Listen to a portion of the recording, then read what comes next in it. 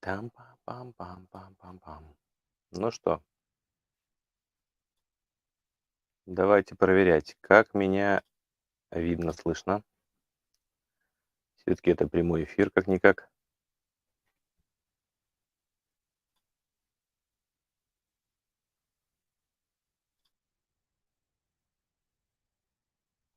Есть связь?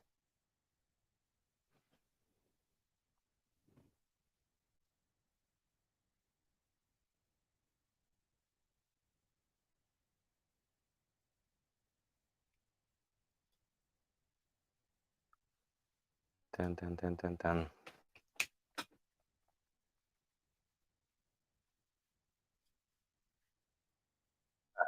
Так, звук вроде бы появился.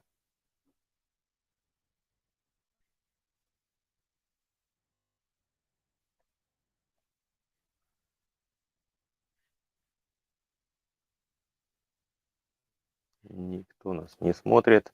Время без 10 час.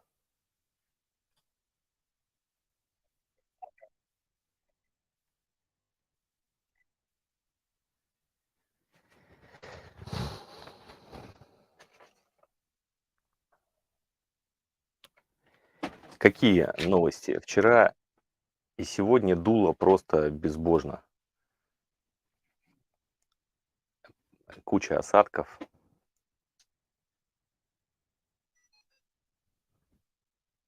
Мне писали из Испании, писали из Турции. Из Турции ожидает только завтра, правда. Ну, то есть вчера это было, сегодня ожидают эти такие результаты по погоде.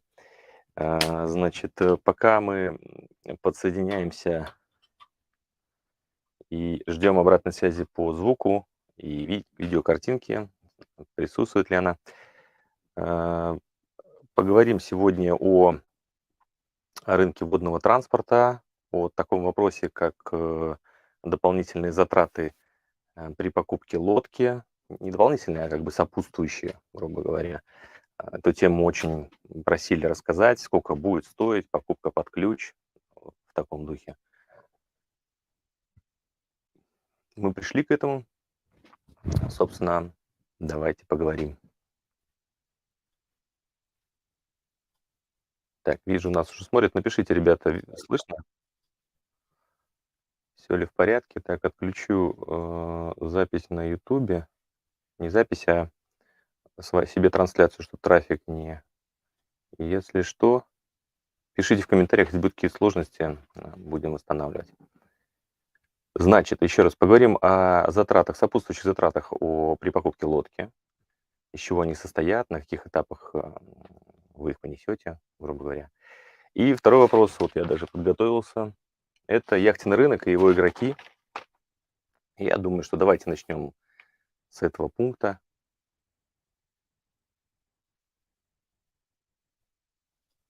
Так, еще раз покажите, пожалуйста, видно ли, слышно ли.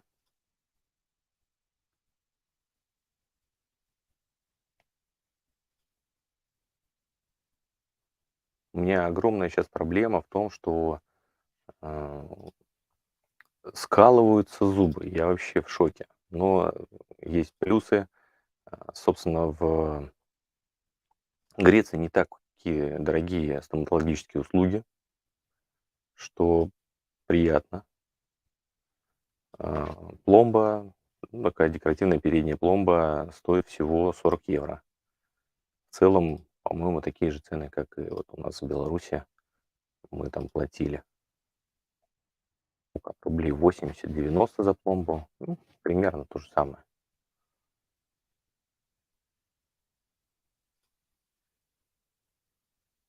Так, ну что, видно? Слышно? Ага, отлично.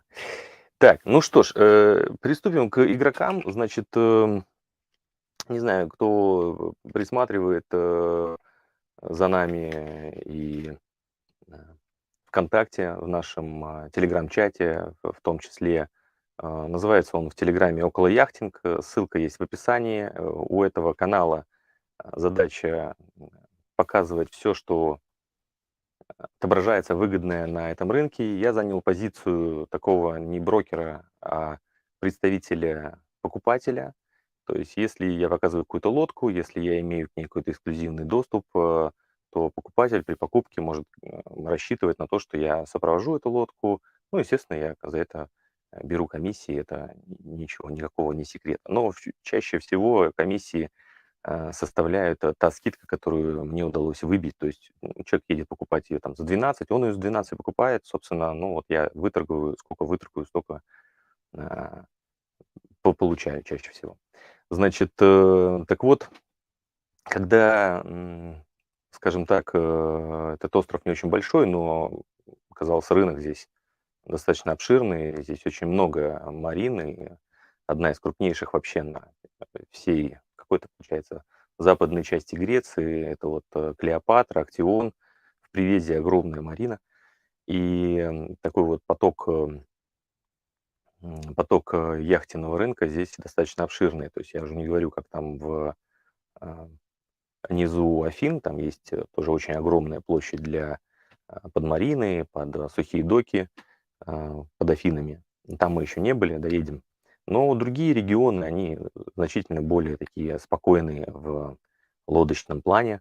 А, И в Греции оказалось, что, опять же, очень много европейцев держат свои лодки, активы и продают их дистанционно. И учитывая, что отношение к европейцев к своим активам иногда, ну, очень такое халатное. Ну, вот, например, там стоит здесь немецкая лодка 2 года, и хозяин даже вообще там что-то вроде хочет ее продавать, но как бы не продает активно, никто ее не увешивает, ее нигде нету. Ты его не спрашиваешь, хочешь продать? Он такой: "Ну да, хочу". Там, за сколько? Ну, вот там, за столько, сколько договорились. Такой бам, и оказывается, что она продается, вообще никогда не была в объявлении. Так вот, ковыряя этот рынок все больше и больше, я понял, что на самом деле мне очень повезло приобрести свою лодку, вот, в которой я нахожусь. Не это, вы поняли. Просто здесь у меня, сейчас я выключу, здесь у меня, как называется, ну, короче, обычный кокпит, ничего интересного, я поставил вам для приятности вот такую картинку. А, этот называется, как же он называется? Это фон, да, ну, вот так. Значит, и потому что очень сложно, будучи как бы просто в поиске общеизвестных сайтов, найти какой-то вариант, который до этого другие активные игроки этого рынка как бы не забрали. И вот я так это назвал, такую иерархию яхтенного рынка, как доходит какой-то вариант неплохой до конечного потребителя, сколько всех людей есть перед тем, как он попадет на какой-то общий сайт, в конце концов, какие у них варианты есть, чтобы их выкупить. И вот, ну, самый распространенный первый это брокеры, конечно, такие обычные, хорошие сетевые брокеры в Греции, в Левкосе, в частности, здесь очень распространен брокер Network и Creo. Network действует порядком, у него представительство в самых крупных маринах, в том числе вот во Влих у него было представительство, но они закрыли его. Везде есть какой-то вот такой офисик нетворка брокера. Это крупный европейский оказался брокер. Я видел, что у них есть лодки и в Италии, и в Англии. Секундочку. Ага. Вот, значит, такой крупный брокер. И есть такой местный Крео. Это, ну, парень живет здесь в Нидре прямо. Здесь у него в Нидре самый основной офис. И в целом он, а, там, не знаю, с десяток у него этих лодок, которые он продает, которые к нему обратились, чтобы его продали. Естественно, после того, как люди обращаются, ну, ленивый европеец обращается к тому, чтобы продать свою лодку, брокер накидывает свои комиссии, безусловно, сразу же. То есть получается, что уже как бы от 5 до 15% в зависимости от стоимости они, конечно же, не хотят работать за 10% от 5000, они хотят работать за 10% от 100 тысяч, от 150 тысяч. Поэтому они продают достаточно, ну, такие крупнобюджетные лодки для того, чтобы их комиссия составляла, ну, приличные цифры. Ну и даже при этом уже 10% на стоимость первого продавца уже прилегло. Да? Значит, двигаемся дальше. По Греции шныряет немало людей, которые, начиная от малых частных, кто просто, например, там, покупил лодку, перегнал в Турцию и продал, или купил лодку, там, постоял чуть или просто выставил ее даже куда-то. А, Маленькие и есть достаточно крупные перекупы, которые скупают, там, не знаю, десятками эти лодки, просто хватает все на свете, там продается 10, говорят 15, там отдают, да, хорошо, ну, классическая такая перекупная схема, как и в автомобильном рынке в наших СНГ странах, и в Беларуси в частности было. Да, всегда есть какие-то человек, который такой звонит там в дурочку и говорит тебе там, не двадцатку ты хочешь, там, пятнашку забирай. Ну, пятнашку забирает, потом ставит свои 24 и неспешно продает ее. Вот, собственно, есть перекупы, и они, много их. Оказалось, что их достаточно много людей, кто скупает лодки, прям активно ресерчит рынок профессионально, выискивая. Каждый в разных сегментах. Есть люди, которые ищут, скажем, дороже лодки, там, опять же, 50-55 тысяч, где-то больше 40 футов и 2000-х годов. А есть вот такие, которые массово скупают вообще все на свете. Там, железку 76 года, 15 метров, все, камон, там, 5 рублей, забираем. Ну, то есть вот в таком духе. Значит, здесь, конечно, комиссия уже прилетает очень приличная. То есть ребята, кто меняет регион еще кое-как, там из Греции, например, в Турцию, да, то там, ну, становится как турецкий рынок, он значительно выше по стоимости. А если даже остается в Греции, то тут от 25-30% прилетает просто на здрасте. Как бы купил за 15, 25, так она появляется вот, в рынке как бы уже в другой стоимости. Греческий перекуп сейчас ухватил у хозяина там за 13 тысяч, уже выставляет 8, да, 18. Получается, что 5 тысяч он на нее прилепил вообще, как с куста. И вот он перегнал с одного места в другое, и уже 5 тысяч плюс. И не торгуется ничего. У него есть второй вариант, и это и еще одни представители такие профессионального этого рынка, восстановители, да, так я их назвал. Они же, например, этот грех, он либо сейчас ее продаст плюс 5, либо он за зиму ее подмарафетит и весной будет выставлять ее 30, 35, может 40, то есть в зависимости от того, как она, насколько хорошо он ее восстановит и как бы насколько будет поднятый рынок. Рынок еще сам по себе сильно приподнялся по цене, то есть все, что, например, опять же, я купил лодку 37 футов до 10 тысяч, ну сколько у меня потом, 12, по-моему, там, грубо говоря, с мотором, да, то сейчас я смотрел последний ресерч, который вот в пятницу вышел, там до 20 просто не на что глаз положить. Такое, что вот ты взял и всё. А, То, что появляется вне рынка, вот то, о чем мы говорим, то, что можно выискать, сейчас вот Genitou Space 11.2.0 за 18 тысяч, это уже после перекупов. И то это вот все равно еще более интересно. Лодка остается интересная по сравнению даже с этим рынком, с сайтами, ну, вообще с общим доступом, грубо говоря. Так вот, восстановители делают проекты, выбирая с рынка такие, ну, выгодные прибитые варианты, какие-нибудь мокрые или там облезлые, или вот за 5 тысяч продавали, опять же, Моди 33, который в рынке стоит там порядка 25-30 тысяч, ее отдавали за 5, в моторном отсеке возникло возгорание, и, собственно, надо делать там все зашлифовывать, чистить. Но паруса в порядке, там все эти внешние гель-коуты и прочее, хорошо лодка снаружи выглядит, а внутри она вот горела очагово так. Поэтому здесь надо вот полгода посидеть, поделать ее, но зато в итоге она выйдет там 30, 25-30 плюс. Это уже сколько? 300%, ну, в общем, прилично, да, иксы, 5-10, в зависимости от того, насколько там они глубоко. И опять же, даже здесь на Левкосе есть семья, которая покупает лодку и прям начинает с утеплителя восстанавливать ее, там, ну, глобальную работу делает, и, я не знаю, ну, по крайней мере, а, зимой прошлой и этой зимой они все еще работают над одной лодкой. Не знаю, связано ли это с хобби, с каким-то образом жизни, насколько это выгодно, я тут трудно мне сказать. Безусловно, ребята, которые перекупают на потоке все подряд и быстро продают, ну, они профита больше собирают, чем кто восстанавливает там до иголочки, а потом пытается продать там за 50 плюс. Наверное, сегмент такой более тяжелый в подъеме. Значит, двигаемся дальше. И еще не все. То есть еще кто вот эти не выбрали. Есть люди, которые просто быстрее всех получают информацию о том, что лодка уходит в продажу. Я говорю о каких-то таких мини-посредниках. То есть, ну, вот моторист, например, в профессиональная деятельность, он приезжает и тут же узнает, что, оказывается, эта лодка в продаже там и так далее, и так далее. Мне звонит моторист и говорит мне, что вот есть вот такой вот в доступе, такой вот вариант, как мы сейчас, опять же, помогли человеку из Турции приобрести, будем перегонять, из Кьюзи. Моторист позвонил, мы приехали, засняли. Собственно, люди продавали ее.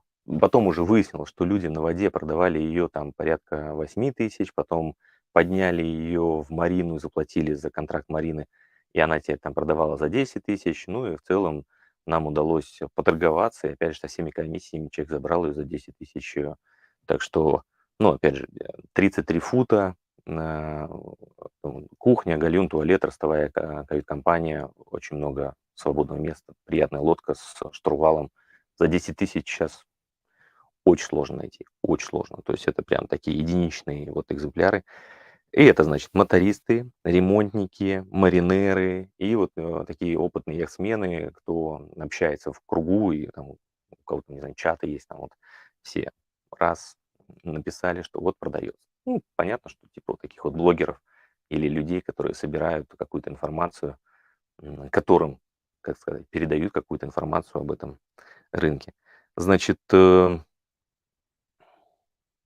эти мотористы, ну, они рассчитывают либо на комиссии там в пределах 10%, либо, скажем, на дополнительные работы. То есть вот моторист рассчитывает, что когда там новый владелец купит лодку, он у него будет ее чинить. То есть вот нередко не выкупают. То есть у них есть здесь в Европе свободные деньги, если вариант действительно интересный. Он продавал финцеллер свой. Я так понимаю, что он его выкупил. Ну, он говорит, что он выкупил для себя, но я думаю, что он его выкупил, хотел подчинить, потом продать. Хотел дороже продать, продал как есть. То есть уже выкупают они, в общем, выкупают. Ну и, собственно, все.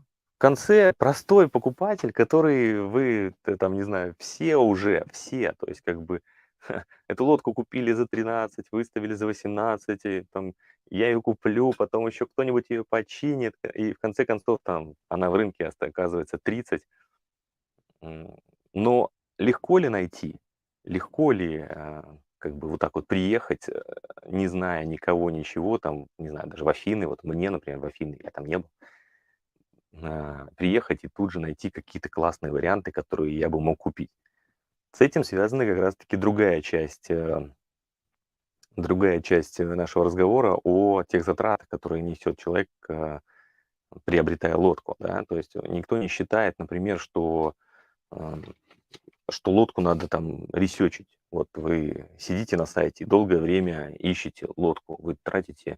Там надо, ну, ресерчить нормально, там надо в неделю просматривать достаточно большое количество ресурсов для того, чтобы простому человеку, никуда не ездя, вот выскочил какой-то вариант, он там, я же, как я сказал перед этим, есть множество ребят, которые ресерчат рынка регулярно. И, соответственно, как только он появляется, тут же спрашивают, что, как, чего, там, и быстро-быстро выкупают, потому что у них деньги не надо там не морозить никуда-то, ну, типа, не снимать.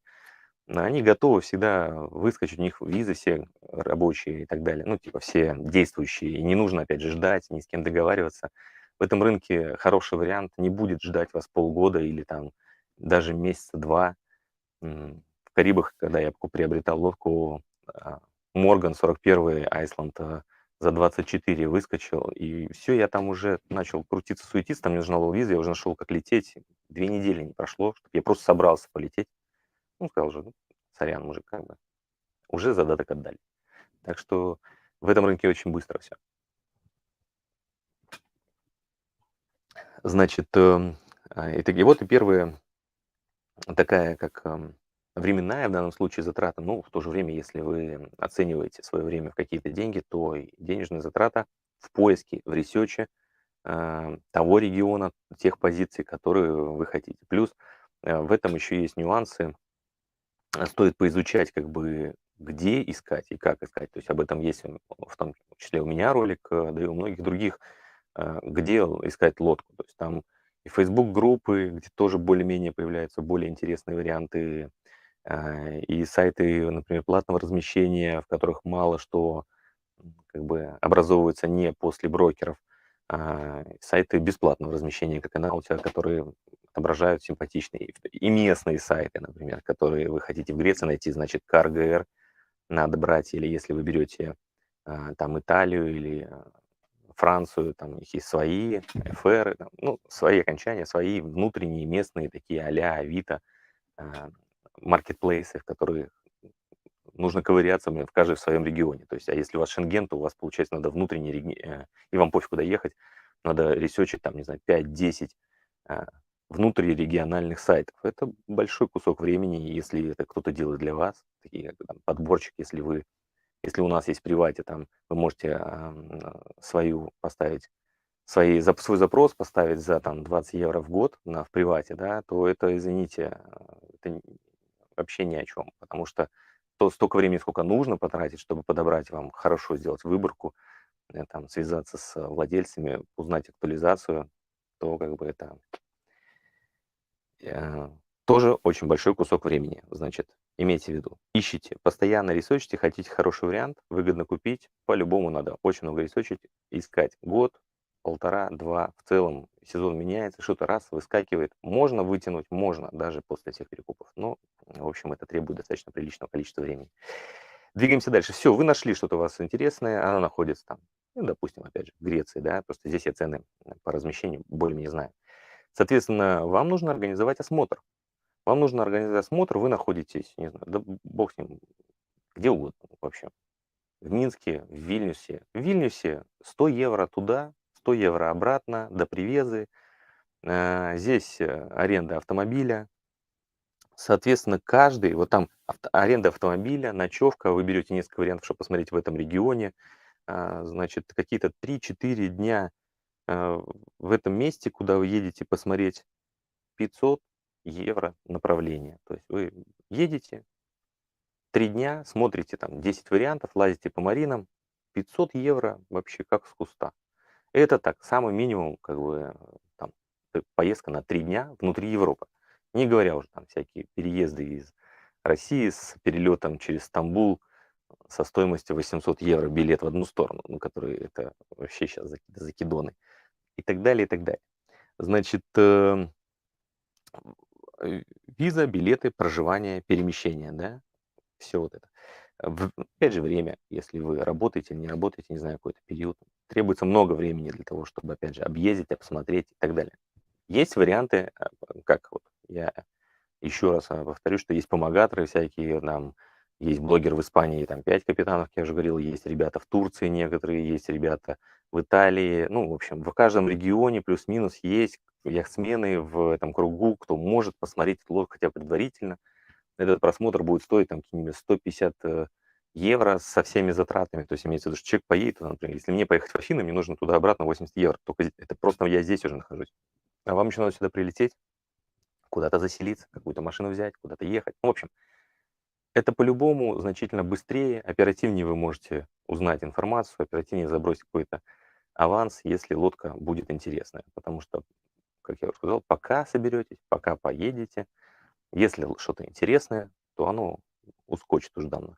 Далее, продолжая как бы рассматривать эту лодку к покупке, заинтересованный вариант, такой пункт, подпункт обзора — это сюрвей. А, Я бы сказал, что, ну, лодки, по мне, до 30 тысяч каких-нибудь, до 25 тысяч сюрвей не очень требует. Если она стоит, и как здесь в Греции принято, на сухом доке, то в целом вы имеете доступ к каким-то нижним частям, я не знаю. Я вот тоже сейчас стучу, у меня лодка эпоксидная, толстая, старая.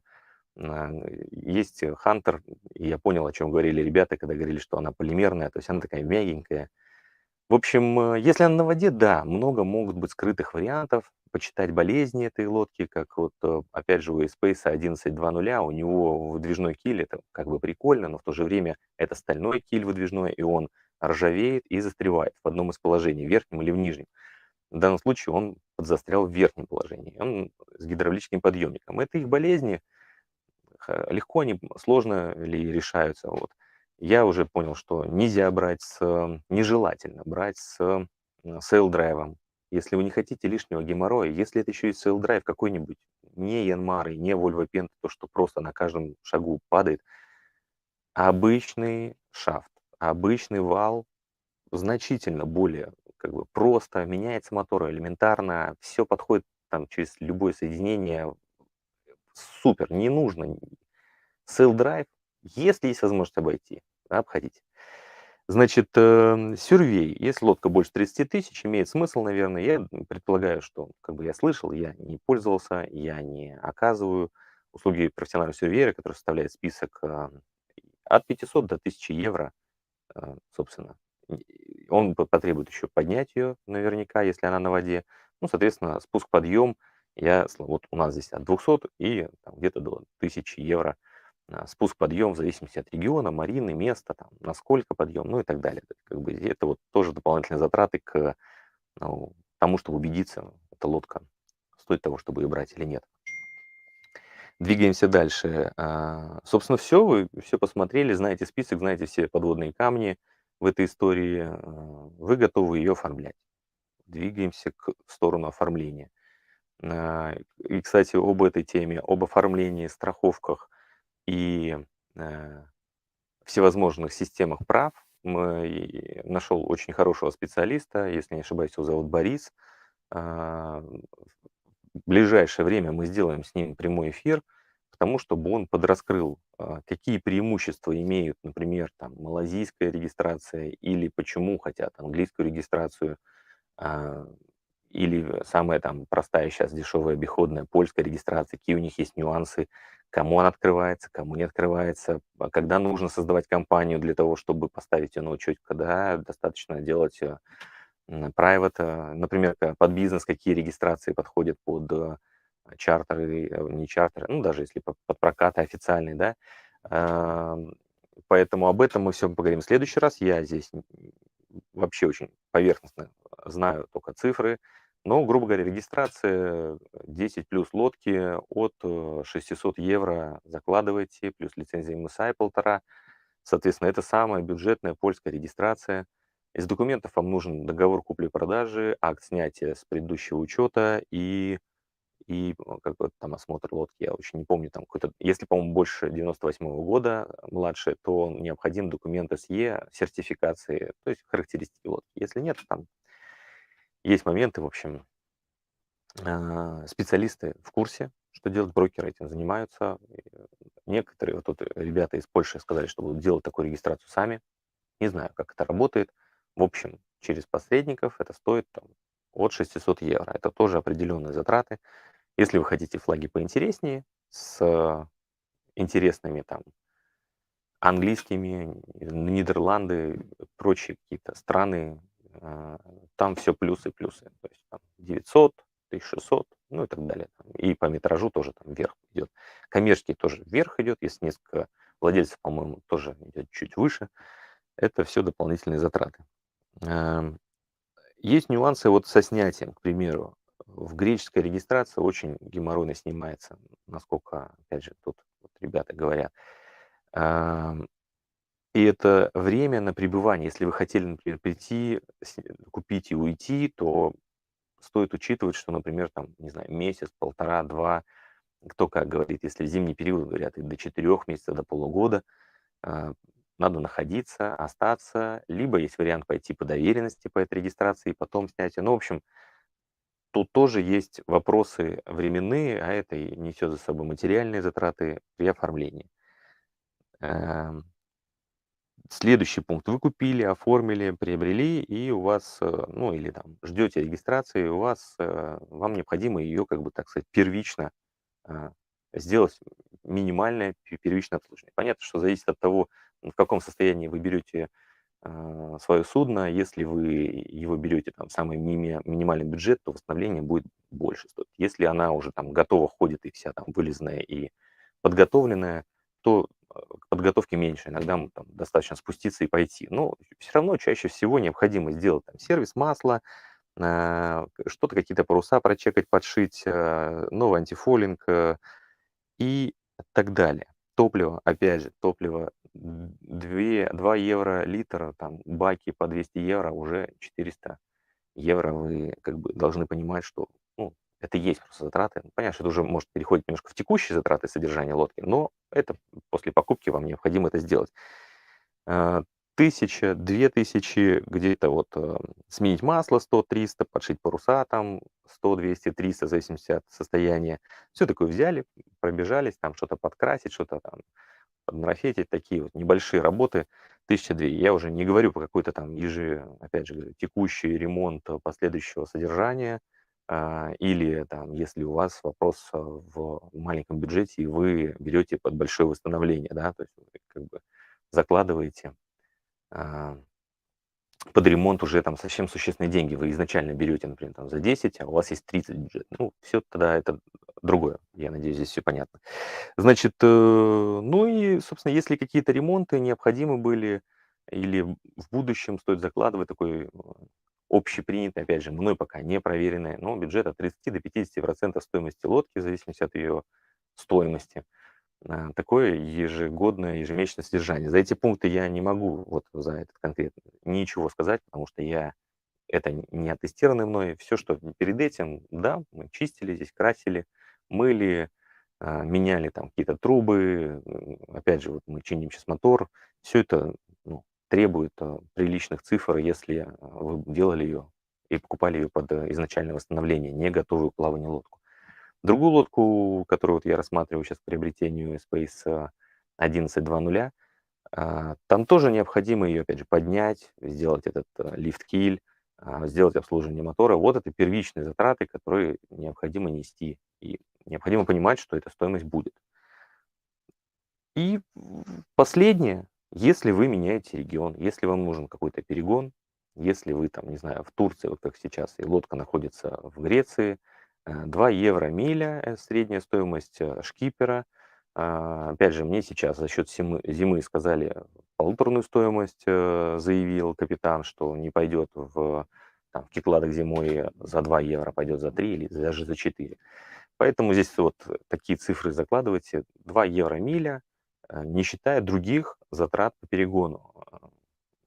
Тыпай в Греции налог, в частности, страховка, а, топливо, какие-то, ну, питание, и другие текущие, возможно, ремонтные какие-то вопросы, да, и в пути, без понятия. Может, какие-то есть транзиты, там есть каналы или еще что-то. Все это в пути, общие затраты несут. Соответственно, перегон, например, с Греции, с крайней точки в Турцию, ну, вот 1000, 1500 евро вот вы закладываете, если вы гоняете лодку. Или если там с Испании хотите перейти в Грецию, там 3000 километров, миль, да, 3000 километров, наверное, 1500 миль примерно, там 2000 миль. Ну, вот представьте, 4000 вам нужно потратить, чтобы переход сделать такой. Сами вы будете делать, ну, то есть все это вот. И перегон, например, если вы хотите купить в Скандинавии, лодки вроде бы интересные по стоимости, хотя они небольшие. Ну, на мой взгляд, там классно покупать небольшие лодки, скажем, 10-метровку вы там можете взять за 2, 3, 5 тысяч. Но когда вы переходите в Средиземку, да, она стоит 10 тысяч, но вы перейдете по всем каналам, какие затраты там по этим каналам, квитки и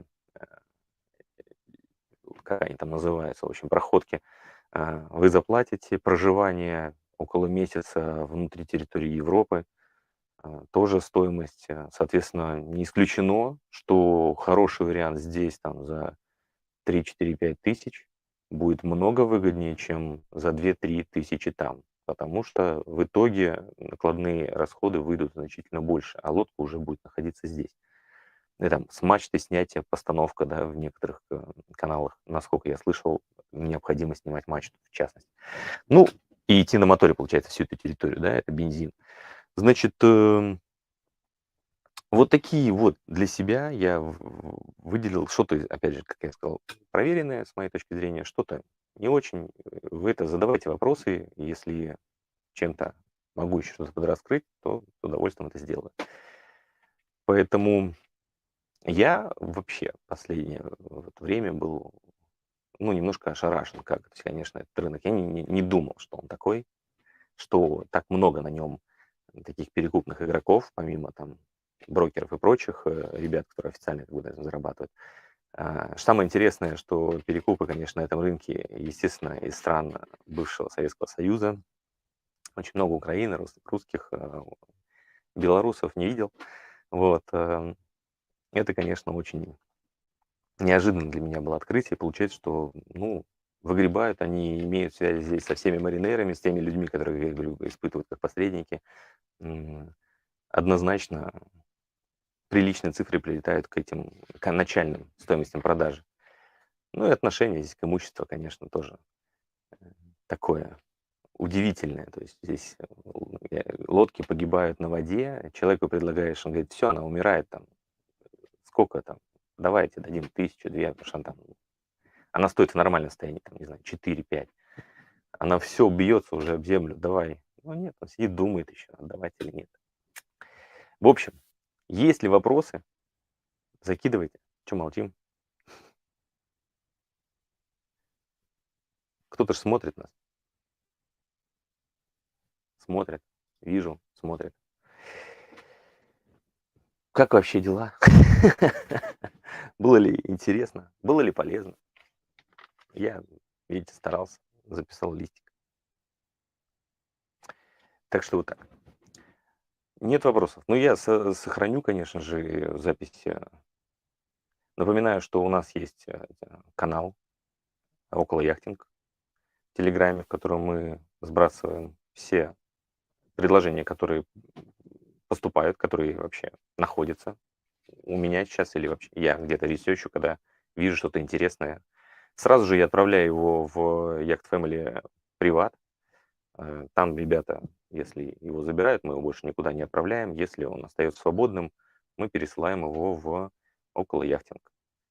Делаем ресерч. Здесь я могу посмотреть, что-то подсказать с оформлением, с документами, э, в том числе с флагом. Сейчас уже в ближайшее время станем представителями одних из регистрационных. Я сейчас в Греции не по ВНЖ, да, по визе защите, да.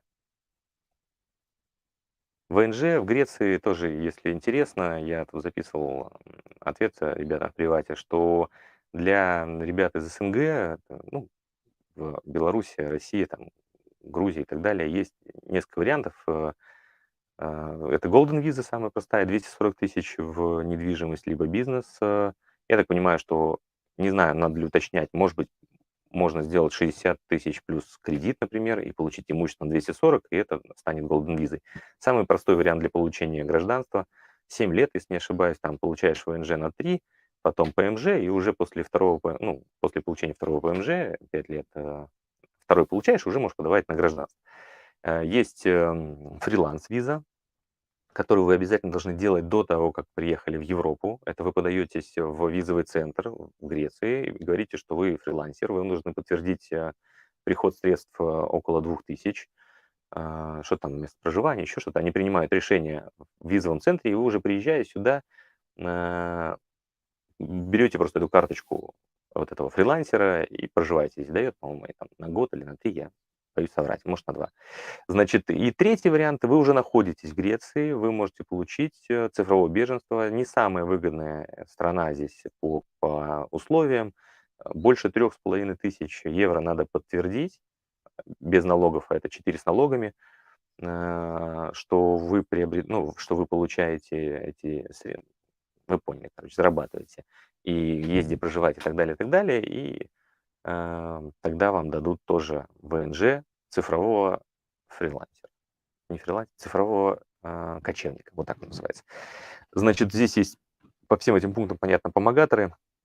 И вот по последнему от 1000 евро, это только их чек, а еще там затрат. Поэтому около 2000 стоит оформление, если вы не сами этого делаете. В общем, вот такие вот истории по официальному пребыванию в ВНЖ. Что касается граждан Украины или лиц, проживающих на момент, вообще проживавших или имеющих право проживания на территории Украины, Греция предоставляет временную защиту, temporary protection, сейчас до марта с продлением, собственно.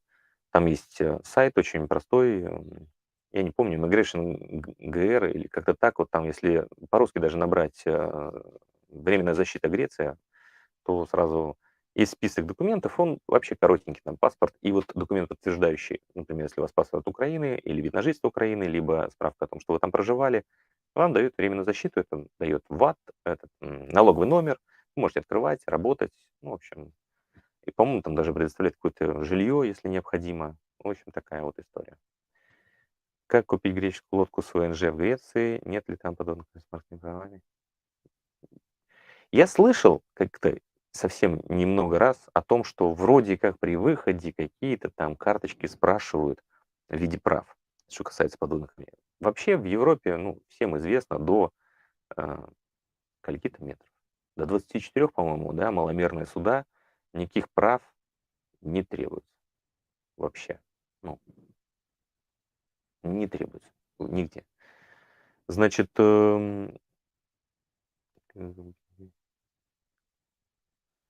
вот, не понял только вопроса по поводу ВНЖ в Греции. У вас уже есть ВНЖ в Греции? Ну, покупайте как гражданин Европы, вообще без всяких проблем вы приобретаете лодку в Греции. Или если вы хотите купить лодку для ВНЖ в Греции, здесь это бесполезно, потому что во всех этих программах, что я называл, проживание на лодке вообще отсутствует. Надо проживать на земле с контрактом про землю, ну, типа на доме. Соответственно, никак не работает по купить лодку для ВНЖ именно в Греции. Это здесь пустой звук. Так, есть видео про оценку стоянки в маринах? Нет, нету. У нас все стоимости по маринам обсуждались приват, к каждому каналу есть чат, понятно, там ребята обсуждали, и вот в Греции очень немало мест, где можно стоять на- номинально бесплатно. Например, это городские стенки, есть на той же, там, на Итаке, мне говорили, или на Кефалонии. Есть марины, в которых достаточно закрытые бухты, особенно в зимнее время. Чуть ли не... Вода здесь очень много, где везде есть. Кран, пожалуйста, набирайте. А оплата электричества через карточку. Соответственно, ну, условно бесплатная стоянка. Да? Как бы летом, понятно, все забито, а зимой это вообще вагон. Что касается Турции, ну, вообще, сухие доки, вот наш сухой док, наверное, самый дешевый в какой-то ценовой категории, год около 1000. И если мы берем Актион, Клеопатру, зимний контракт на 33 фута, 2500 евро. Примерно так. Спуск-поднятие, такие цифры. В среднем, вот полторы-две, то в соседней марине уже полторы, у нас 1000, там уже 1,6. Ну, такие вот цифры в Греции. В Турции, не знаю, по-моему, чуть подороже, да, там от 2,5 и выше. Но там контракт с Мариной позволяет делать ВНЖ и просто. Поэтому, ну, это тоже не скажу. В привате есть ребята, вот Сергей в частности, который а, озвучивал этот вопрос. Видимо, он знает об этом. Поэтому, если вам надо, присоединяйтесь к нам, к Yacht Family Приват и, собственно, задавайте вопрос. Покупка лодки, если нет визы. И перегон в Турцию или в Россию? Ну, только через посредника. Ну, я бы мог посмотреть лодку, сделать видео, вы бы захотели купить, как мы делаем сейчас для тоже граждан России из Турции, которые находятся в Турции. Да, приобретаем, делаем контракт, подписываем, спускаем на воду, гоним ее в Турцию, вы ее забираете. Всё. Ничего такого супер особенного, по-моему. Все понятно. У меня в Греции есть, но есть опасения, что при покупке у греков есть какие-то требования для возможности резидентов, местные права, местные сборы, налоги. Я, понимаете, не могу так, не могу сказать. Ну, наверное, слушайте, ничего сложного уж не заключается в том, чтобы купить и поставить под другую регистрацию. Собственно, здесь это делают и немало греков. Тут же польскую регистрацию, если у вас есть тем более ВНЖ Греции, ставьте польскую регистрацию, и какое отношение к вам имеют тогда греческие власти, и греческий регистр ну, части яхты. Тыпай, понятно, на воде вы оплачиваете при нахождении. Ну, так что просто не лезьте в реестр их греческий, если есть на это возможность. Вот и все. Я знаю, что если у вас есть ВНЖ и там никаких вопросов, то можно купить с греческой регистрацией быстро, переоформлением, как, ну, как внутренний европейский, там адвокат берет там, 100 или 2, по-моему, и вообще без вас там все делает.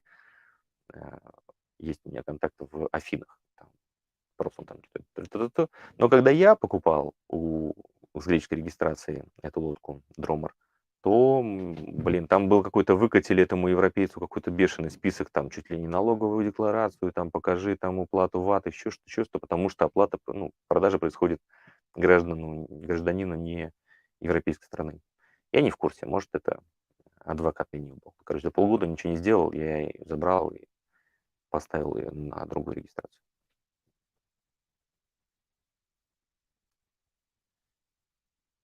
Эм, нет, я не являюсь, стороной контракта, если вы про это.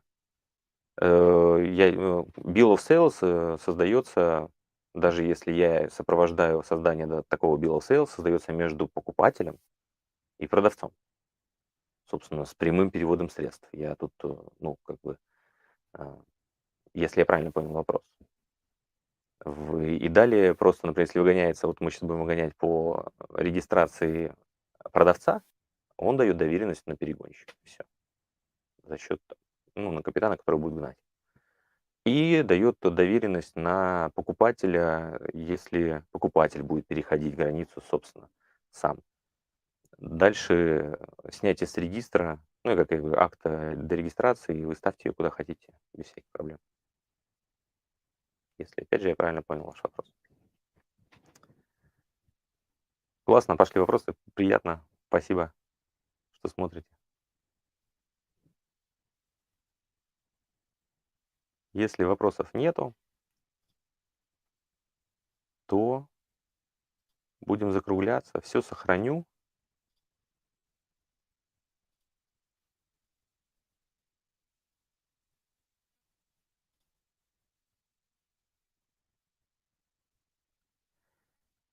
Что приват в ТГ, ага.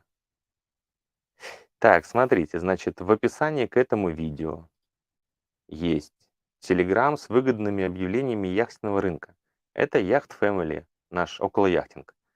Это бесплатный канал, там сбрасываем, там есть тоже чат к нему, не все там присутствуют, но более профессиональная аудитория собрана в нашем приватном канале. Вторая ссылка, написано «Приватный канал». Вот узнайте все первым. Это, канал, в котором, собран там буквально 20 человек, но это очень профессиональные игроки этого рынка, в том числе, которые знают много, а, информации об этом. Собственно, у этого канала просто есть подписка. Либо ежемесячная по 3 евро, либо вы, подписываетесь на весь год за 20 евро. Это третья ссылка, поиск по вашим параметрам. В описании все есть. Собственно, за присоединение к каналу на целый год вы можете сказать, по каким параметрам вам подобрать лодку, и я это сделаю. Помимо того, что вы будете иметь доступ к самой свежей информации, которая будет появляться на текущий момент.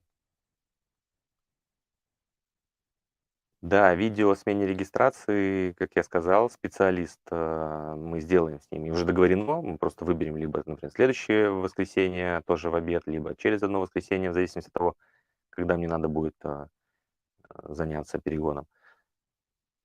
Он раскроет все информации, все флаги, все нюансы, все страховки, какие имеются, все права, как он мне сказал, что есть такая информация, какие лучшие, какие нюансы и так далее. Собственно, будет, я думаю, достаточно интересное видео, очень интересный специалист. Я его нашел в другом канале, его много кто рекомендовал, поэтому я думаю, что будет интересно. Все, друзья, классно посидели, спасибо за вопросы. Если что, пишите, еще раз говорю, в наших телеграм-каналах, администратору — это я, либо я, в телеграме, найдите меня Витали WH. Л Послушайте, администратор как бы этих каналов вы увидите. Всё, всех был рад видеть. Всем связи. Пока.